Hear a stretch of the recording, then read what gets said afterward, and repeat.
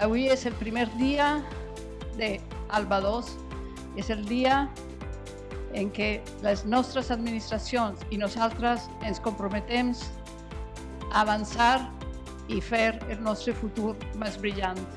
Triem la llum i triem apostar pel talent de Sincrotró Alba, perquè el que així s'investiga acaba transformant-se en competitivitat, en oportunitats i sobretot en benestar per a tota la societat.